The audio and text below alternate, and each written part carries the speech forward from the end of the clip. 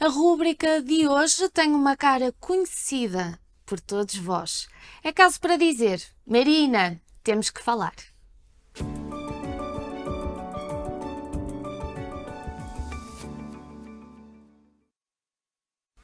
Olá, olá Marina, bem-vinda à tua casa, não é? Ao novo É. canal.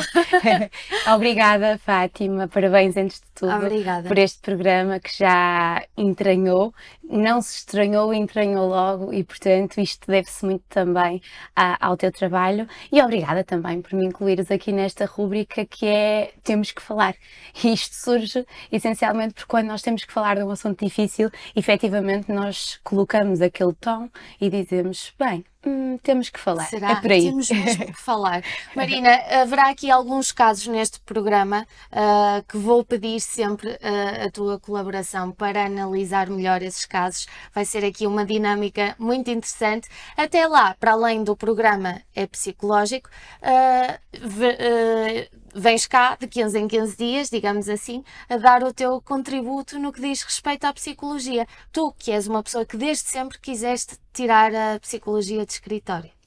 Digo isso muitas vezes, tirar a psicologia para fora das paredes do consultório.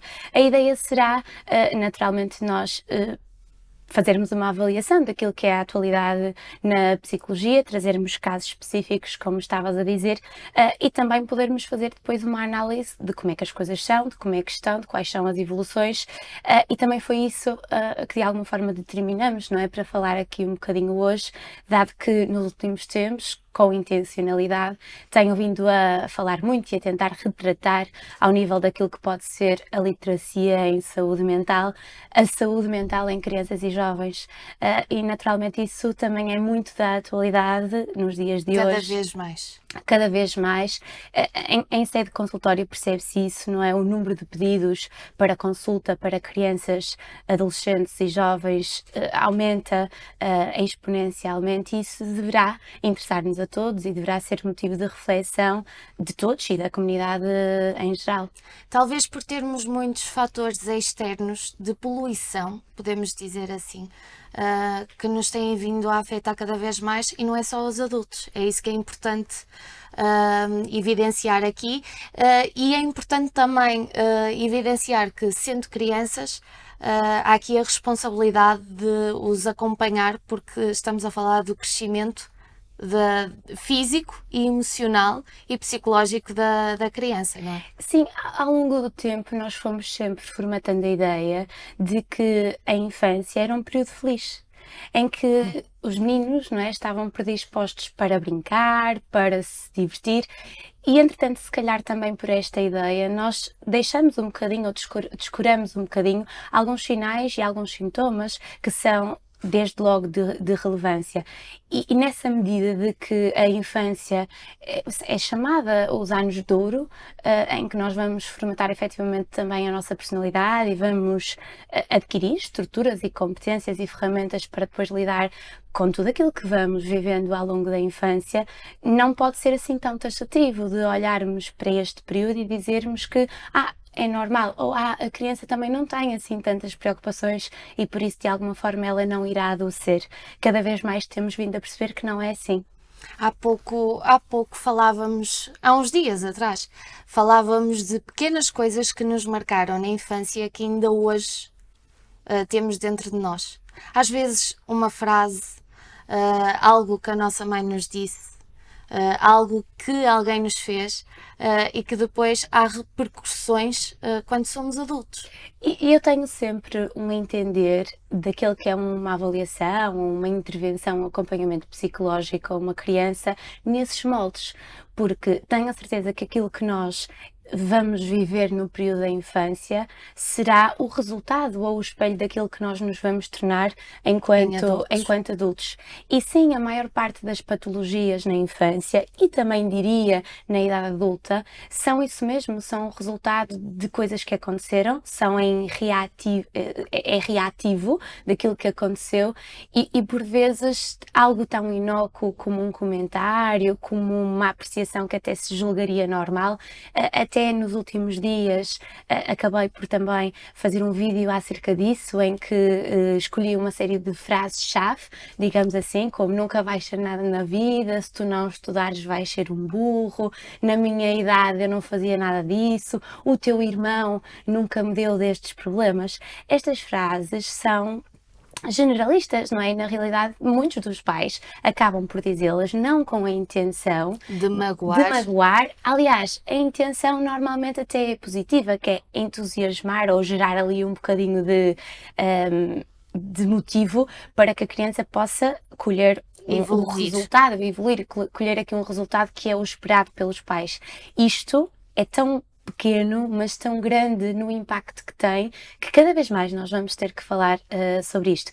Naturalmente que alguns fatores ambientais e têm a ver também com a própria evolução daquela que é a sociedade, todo o paradigma que se foi alterando ao nível daquilo que é o século XXI. E nós sabemos que coisas que não têm a ver diretamente com a infância trazem muitas repercussões para as crianças. Sim. E depois naquilo em que elas se transformarão. Falamos de divórcio, que é naturalmente um conceito, não é? Algo que acontece cada vez mais. Falamos de violência, falamos de divergências familiares, de bullying, de contextos escolares, quer familiares, mais disruptivos. Isto tudo, não sei, não consigo fazer aqui a comparação se está mais ou se está menos, mas eu diria, não é, na minha perspectiva, que está mais. Isto tudo tem uma influência e se calhar nós dizemos, ok, mas não é assim tão importante. O bullying agora também são coisas da moda. Se calhar na minha ansiedade, altura, não é? Sim, como é a ansiedade. Acho que se começou a olhar com um olhar normalizador. Desvalorizar. Sim, e a ideia nestes últimos tempos foi mesmo efetivamente trazer, consciencializar, criar literacia em saúde mental, que não está tão no ideal conforme deveria estar. Nos últimos programas do É Psicológico, que damos mais enfoque aqui aos pequeninos, digamos assim, falamos desses temas. Sim, já falamos de parentalidade consciente e positiva, já falamos da adolescência e de tudo aquilo que está implícito na adolescência. Falamos no domingo passado, ontem, sobre depressão infantil, que é também uma patologia que foi muito descurada ao longo do tempo, porque se entendia que uma criança estava só simplesmente triste e isto não representaria, por exemplo... Ou era birra. Sim, ou era birra, até porque isso é muito importante de dizeres, Fátima, porque a dita tristeza identificativa daquilo que é uma depressão, nas crianças pode não se evidenciar em jeito de tristeza, evidencia-se muito, por exemplo, em irritabilidade marcada e muitas vezes olha-se para isto como um problema de comportamento, como a birra, como o meu filho está impossível de aturar, mas isto quer dizer alguma coisa e por isso ontem, acima de tudo, nós quisemos também mostrar que sinais que podem não parecer assim tão óbvios no que diz respeito à depressão são representativos efetivamente daquilo que pode ser um estado depressivo numa criança. Muitas vezes se disse as crianças não deprimem.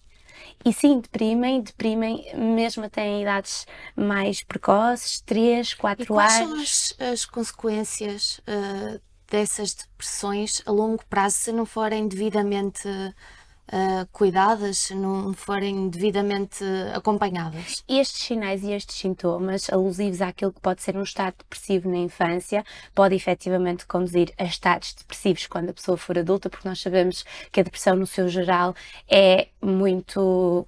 ela tende a repetir-se ao longo do tempo, não é? Sim, se nós não tivermos a devida atenção, e não só problemas comportamentais, aqui o ficarem mais propensos a poderem, por exemplo, ter movimentos ao nível do álcool, das drogas, as questões alimentares, os problemas do comportamento alimentar, muitas vezes vêm na sequência destes estados depressivos a que nós não dedicamos uma melhor atenção.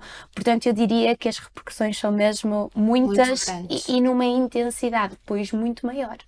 É caso para dizer que hoje em dia é um desafio enorme ser pai e educar. Sim, quem me conhece em contexto de consulta sabe sempre que eu digo que não só precisaríamos das aulas de preparação para o pós-parto, mas precisaríamos também de aulas de preparação para Sermos se sempre ser pai. acompanhados, não é? Sim, para se ser pai agora nos tempos De hoje em dia. que corre, sim. Aliás, quem sabe no futuro não possa surgir algo da minha parte a este nível, porque seria muito interessante pais, antes de o serem, poderem se sentar, poderem perceber que impactos são estes que o exercício da sua própria parentalidade poderá trazer Causar. aqui para os seus filhos. Portanto, não só preparação pós-parto, mas preparação depois do parto, do que fazer, de como lidar, de como se poder aprender também, porque eu acredito que todos estamos a aprender mesmo nesta qualidade de pais, a ser-se pais. Até porque os pais de hoje em dia, os mais recentes, tiveram uma educação completamente diferente,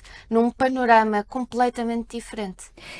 Claro que nós recebemos E dos nós nossos temos pais tendência, não é?